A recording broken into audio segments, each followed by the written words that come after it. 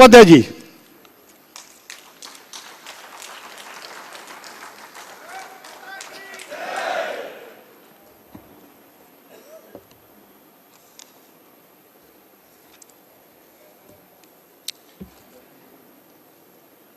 भारत माता की, भारत माता की, भारत माता की। वंदे वंदे वंदे।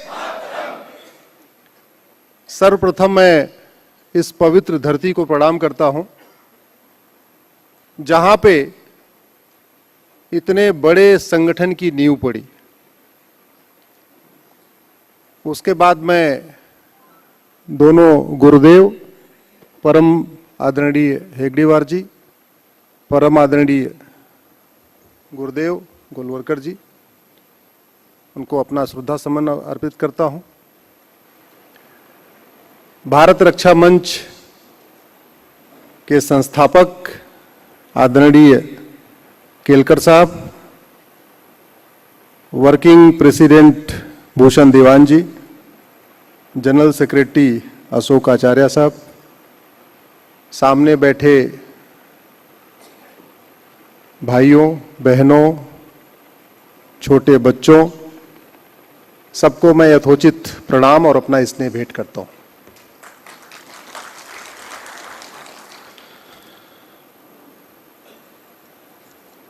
मैं बौद्धिक उस तरीके से नहीं करता कि मैं लगातार बोलूं, थोड़ी मेरी आदत अलग है। तो जब अगर हम कुछ पूछें तो आप उसका रिस्पांस करिएगा। तो मतलब ये बौद्धिक ना हो के ये संवाद होगा, हमारा आपका आदान प्रदान होगा।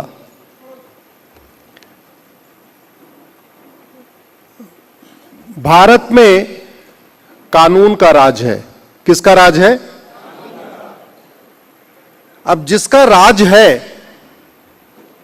अगर अच्छा होगा यानी कानून अच्छा होगा तो राज, और कानून घटिया होगा तो राज, कानून विदेशी होगा तो राज, कानून स्वदेशी होगा तो राज। तो भारत में tehsil, district court, high court, supreme court, थाना, सब कुछ विदेशी कानूनों से चल रहा है। तो राज स्वदेशी हुआ कि विदेशी? हम इसी की लड़ाई लड़ रहे हैं।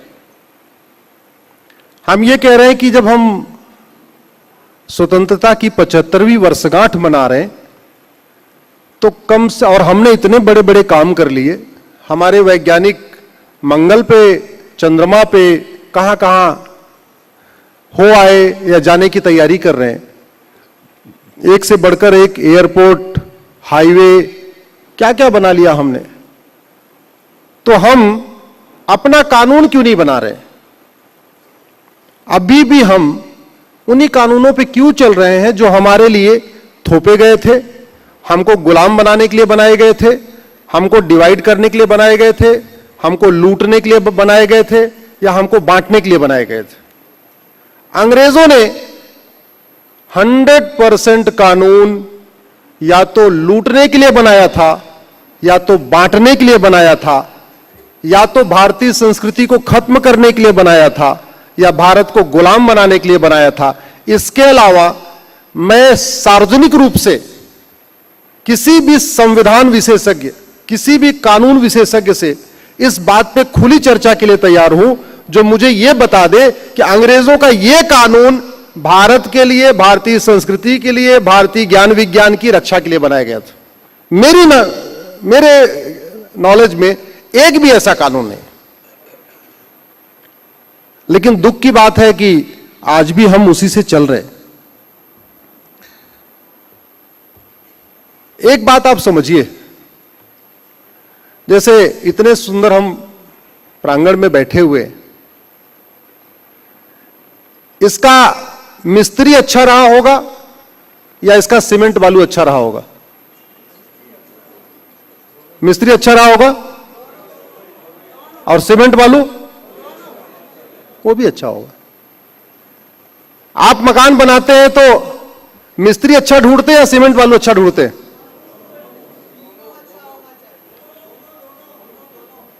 आपकी तबीयत खराब होती है तो आप डॉक्टर अच्छा ढूंढते हैं या ऐसा मेडिकल स्टोर ढूंढते हैं जहां दवा अच्छी मिले? बोलिए जरा जोर से बोलिए। अगर डॉक्टर अच्छा हो और दवा घटिया हो, दवा नकली हो, बीमारी ठीक होगी क्या? बोलिए जरा भाई, पीछे वाले नहीं बोल रहे। ड्राइवर अच्छा हो, गाड़ी घटिया हो, इंजन खराब हो, टायर ट्यूब सड़ा हुआ हो, आपकी यात्रा सुरक्षित हो सकती है क्या? हमारी बहनें बैठी हुई हैं, आपको खाना बनाना बहुत अच्छा आता हो, आपका किचन में जो मसाला है, जो तेल है, वो सड़ा हुआ हो, खाना अच्छा बनेगा क्या?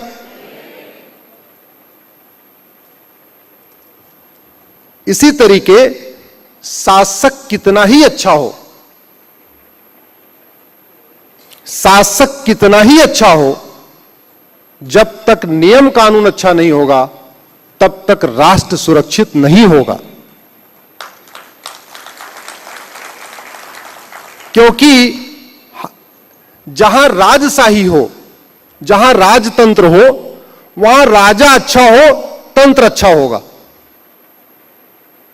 जहां राजशाही हो, राजा अच्छा तो राज अच्छा। लेकिन जहां राजशाही नहीं है, जहां डेमोक्रेसी है, जहां राजा का राज नहीं है बल्कि कानून का राज है, वहां जब तक कानून अच्छा नहीं होगा तब तक राज अच्छा नहीं होगा। आशा करता हूं कि इतनी बात से आप लोग सहमत होंगे। सब लोग सहमत हैं? तो अब सवाल यह आता है कि जब आप ड्राइवर रखते हैं, जब आप ड्राइवर रखते हैं तो ड्राइवर, आप मान लीजिए ड्राइवर को 15,000 रुपए देते हैं, अच्छी तरीके गाड़ी चलाने के लिए देते हैं या घटिया तरीके गाड़ी चलाने के लिए देते हैं? सेफ गाड़ी चलाने के लिए देते हैं या एक्सीडेंट करने के लिए उसको 15,000 रुपए देते हैं? ड्राइवर का काम है अच्छी तरीके गाड़ी चलाना। डॉक्टर को 500 रुपए फीस देते हैं तो इस आशा में देते हैं कि एक बार गए और इसने दवा दिया तो बुखार ठीक हो जाएगा, दोबारा नहीं आना पड़ेगा। मिस्त्री से घर बनवाते हैं तो ऐसा बनवाते हैं कि भाई अच्छा घर बनाएगा, सुरक्षित घर बनाएगा। अब मान लीजिए बुखार है, सामान्यतः बुखार में 2 गोली ली जाती है, एक फीवर टेम्परेचर डाउन करने के लिए, दूसरा एंटीबायोटिक। एक टेम्परेचर डाउन करती है, दूसरा आपका एंटीबायोटिक इम्यून सिस्टम ठीक रखती है कि वो 3 दिन 4 दिन के कोर्स के बाद बुखार ठीक हो जाए। अब मान लीजिए एंटीबायोटिक न ले, केवल पैरासीटामॉल लेते रहें, तो पैरासीटामॉल खाएंगे टेम्परेचर डाउन हो जाएगा, अगले दिन फिर बढ़ जाएगा, फिर खाएंगे फिर डाउन होगा, अगले दिन फिर बढ़ जाएगा। तो सामान्यतः क्या होता है, पैरासीटामॉल दिया जाता है टेम्परेचर डाउन करने के लिए, एंटीबायोटिक दिया जाता है उसको परमानेंट खत्म करने के लिए। ऐसे ही होता है ना। हमें ऐसी ही व्यवस्था की जरूरत है, ऐसे ही कानूनों की जरूरत है। और जब हम अपने कानूनों की तुलना सिंगापुर से करते हैं, चाइना से करते हैं, अमेरिका से करते हैं, तो हमें पता चलता हमारे कानून तो बहुत ही आउटडेटेड है, बहुत ही इनइफेक्टिव है। उदाहरण के लिए हमारे देश में किडनैपिंग पे आईपीसी के सेक्शन 363 लगता है, मैक्सिमम 7 साल की सजा। आप किसी को किडनैप कर लो तो मैक्सिमम 7 साल की सजा। एक आदमी को किडनैप करो तो भी 7 साल, 2 को करो तो भी 7 साल, 3 को करो तो भी 7 साल, 4 को करो तो भी 7 साल, 5 को करो तो भी 7 साल, 10 को करो तो भी 7 साल। मेरे हाथ में ये अमेरिका का फेडरल पिनल कोड है। भारत में आईपीसी है, इंडियन पिनल कोड है, अमेरिका में एफपीसी है, फेडरल पिनल कोड है। इसमें किडनैपिंग पे मिनिमम 50 ईयर है, कितने साल मिनिमम? हमारे यहां मैक्सिमम कितना? और हमारे यहां 10 को करो तो भी 7 साल, यहां 1 को करो तो 50 साल, 2 को करो 100 साल, 3 को करो 150 साल, 4 को करो 200 साल, 5 को करो 250 साल, 6 को करो 300 साल। अब ये बताइए किडनैपिंग वहां रुकेगी कि यहां रुकेगी? वहां रुकेगी। बड़ी सीधी सी बात है। सठे साठ्यम समाचरेत, यह सिद्धांत किसी और का नहीं है। किसका सिद्धांत है? ये विदुर नीति है, चाणक्य नीति है, महाभारत में इसका वर्णन है। सठे साठ्यम, जिन देशों ने सठे साठ्यम समाचरेत सिद्धांत को अपनाया, सठे साठ्यम समाचरेत सिद्धांत को अपना के कानून बनाया, वहां न माओवाद है, न नक्सलवाद है, न कट्टरवाद है, न जिहाद है, न मजहबी उन्माद है, न घूसखोरी है, न जमाखोरी है, न मिलावटखोरी है, न कालाबाजारी है, न नशा तस्करी है, न मानव तस्करी है भी तो रेयर है। जिन देशों ने ऐसा नहीं अपनाया सिद्धांत, वह सब कुछ है। उदाहरण के लिए परसों की बात है, परसों चाइना के फॉर्मर लॉ मिनिस्टर को फांसी हुई है। किसको हुई फांसी? चीन के कानून मंत्री को परसों फांसी हुई है, क्योंकि उसके पास बेनामी संपत्ति थी। क्या थी उसके पास? हां, हमारे देश में 70,000 करोड़ के कॉमनवेल्थ घोटाले वालों को भी 7 साल की सजा नहीं हुई। 1,76,000 करोड़ के 2G घोटाला करने वालों में भी किसी को आजीवन कारावास नहीं हुआ। 1,86,000 करोड़ के कोयला घोटाले करने वालों में किसी का आजीवन कारावास नहीं हुआ। और वहां थोड़ी सी बेनामी संपत्ति उसके पास मिली, चाइना का पूर्व कानून मंत्री था, और परसों फांसी हो गई। एक व्यक्ति कहता है 15 मिनट के लिए पुलिस हटाओ, हिंदुस्तान से हिंदुओं को खत्म कर दूंगा। यह वाक्य सुना है आप लोगों ने? सबने सुना होगा। उसको कितने साल सजा हुई? नहीं, एफआईआर हुई। एफआईआर हुई, मुकदमा, पहले तो एफआईआर नहीं हुई, बड़ा आपाधापी के बाद एफआईआर हुआ, मुकदमा चला और बरी। वो वीडियो आज भी यूट्यूब पे, आप गूगल करिए, वो आपको यूट्यूब पे मिलेगा। एक व्यक्ति कह रहा है 15 मिनट के लिए पुलिस हटा लो, हिंदुस्तान से हिंदुओं खत्म कर दूंगा। वो बरी नहीं हुआ, विधानसभा में बैठा हुआ है। तो आप जरा इसको समझिए, कानून दवा की तरीके काम करता है। किसकी तरीके काम करता है? दवा की तरीके। जब हम दवा खाते हैं तो या तो बीमारी ठीक होती है या तो बीमारी बढ़ती है, एज इट इज नहीं होती। हमारे शरीर में दवा खाने के बाद जो अभी मान लीजिए मुझे सरदर्द है, मैं दवा खाऊंगा तो या तो मेरा सरदर्द बढ़ेगा या घटेगा, स्टेटस को नहीं होगा। यही कानून है। कानून भी ऐसे ही काम करता है।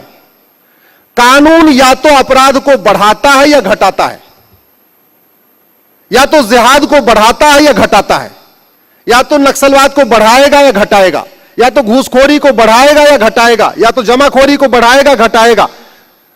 एज इट इज सिचुएशन नहीं रहेगी।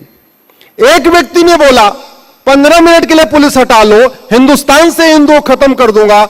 मैंने उसको जब अमेरिका के फेडरल पिनल कोड में देखा कि इस पे कितनी सजा होती, तो पता चला उसको 50 साल की सजा होती।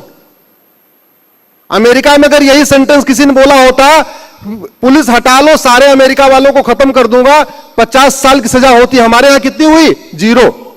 तो अब आप बताओ, यह कानून अब अलगाववाद को बढ़ा रहा है कि घटा रहा है? बढ़ा रहा है। आपके मोहल्ले में कोई एक आदमी बदमाशी करे, कानून ऐसा हो, व्यवस्था ऐसी हो कि 6 महीने या साल भर के अंदर उसको सजा हो जाए। सजा हो जाएगी तो उस तरीके के और कोई गुंडा पैदा होने के चांसेस बहुत कम हो जाएंगे। लेकिन उसने कोई अपराध किया, कोई दादागिरी किया, और उसके बाद अगर वो पार्षद बन गया, प्रधान बन गया, विधायक या सांसद बन गया, तो मान के चलिए कम से कम उसने 100 लोगों को और मोटिवेट कर दिया कि तुम भी यही करो, किया कि नहीं किया? तो ये इसलिए मैं कह रहा हूं कानून दवा की तरीके काम करता है, या तो बीमारी बढ़ाएगा या घटाएगा। ऐसे ही जुडिशियल सिस्टम या तो अपराध को खत्म करता है या अपराध को बढ़ाता है। हमारे देश में चपरासी बनने के लिए मिनिमम 10वीं पास चाहिए, सिपाही बनने के लिए भी, हवलदार बनने के लिए 12वीं पास चाहिए, थानेदार बनने के लिए भी मिनिमम ग्रेजुएट चाहिए। लेकिन कानून निर्माता बनने के लिए, जिसको संविधान बदलना है, संविधान के अनुसार कानून बनाना है, उसके लिए कोई क्वालिफिकेशन है। वो अंगूठा टेक हो, अनपढ़ हो, गंवार हो, कुछ आता हो न जाता हो। और एक बार सजा होने के बाद तो चुनाव लड़ने पे 6 साल का बैन है, पार्टी बनाने और पार्टी पदाधिकारी बनने पे वो भी नहीं है। यानी अगर दाऊद इब्राहिम किसी तरीके से भारत की नागरिकता ले ले तो भले ही वो कहीं और बैठा है, वो पार्टी बना के पार्टी अध्यक्ष बन सकता है। क्या बन सकता है? पार्टी अध्यक्ष। चुनाव नहीं लड़ सकता, अलग बात है। भगोड़ा है तो चुनाव नहीं लड़ सकता, लेकिन पार्टी अध्यक्ष बन सकता है। ऐसे सिस्टम से आपको लगता है अपराध खत्म होगा? जोर से बोलिए जरा। ऐसे सिस्टम से आपका भ्रष्टाचार, अपराध, जिहाद, मजहबी उन्माद, कट्टरवाद, अलगाववाद कम होगा क्या?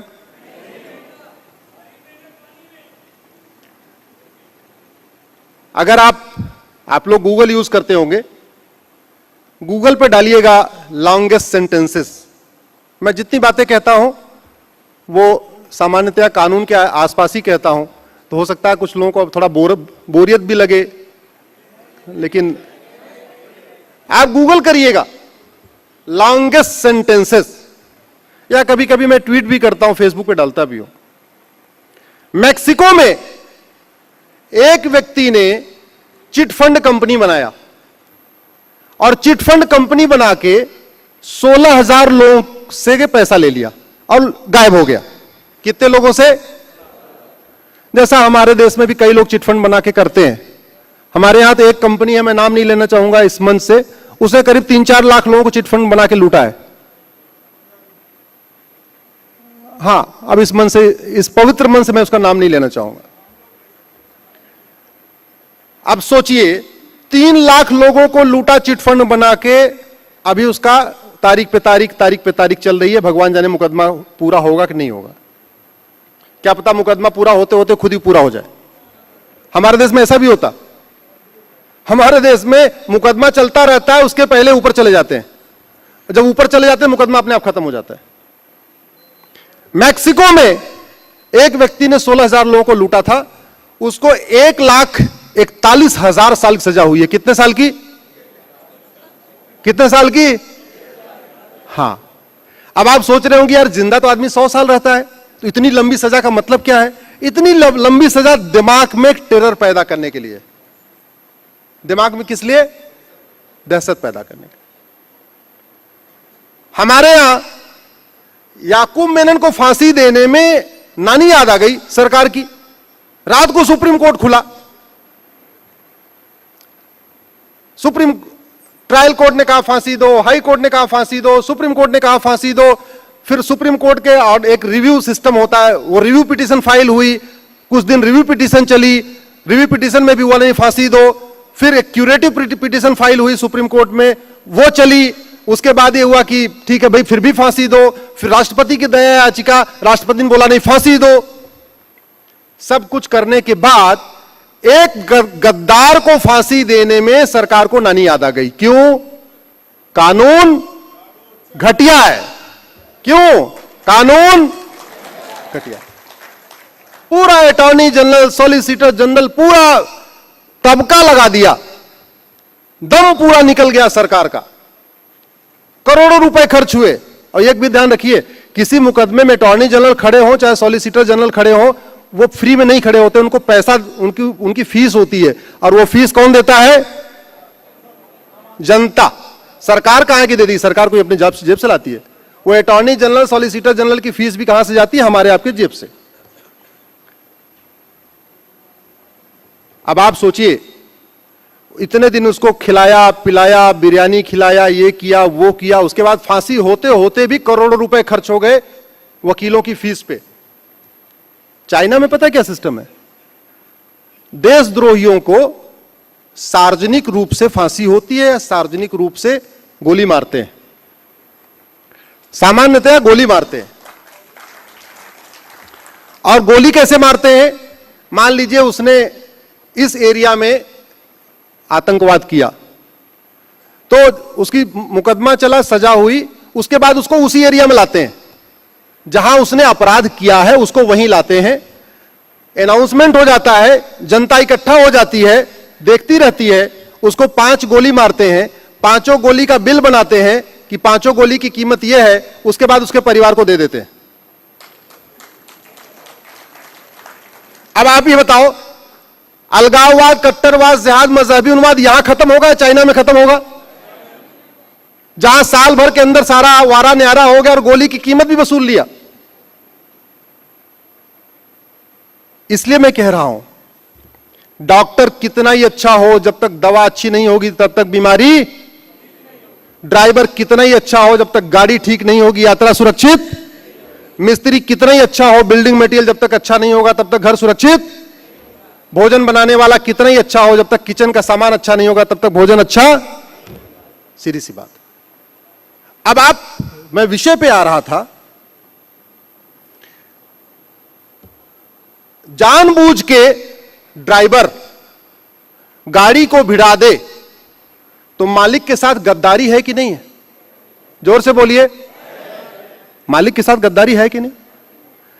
ड्राइवर जानबूझ के मरने की दवा दे दे, मक्कारी है कि नहीं? मिस्त्री जानबूझ के ऐसा घर बनाए कि छत धड़ाम से गिर जाए, मालिक के साथ गद्दारी है कि नहीं? इस देश में मालिक कौन है? जनता है कि नहीं है? क्योंकि नेता और नौकरशाह को पब्लिक सर्वेंट कहते हैं। पब्लिक सर्वेंट का मतलब पब्लिक का सेवक, यानी लोक सेवक, यानी जन सेवक, यही तो कहते हैं। अब अगर लोक सेवक या जन सेवक जानबूझ के घटिया कानून बनाए जो समाज के खिलाफ हो, देश के खिलाफ हो, तो यह गद्दारी हुई कि नहीं? जोर से बोलिए भाई। इसको कहने में इतना धीरे क्यों बोल रहे हैं? यह जनता के साथ गद्दारी है कि नहीं? समाज के साथ मक्कारी है कि नहीं? यह राष्ट्रद्रोह है कि नहीं?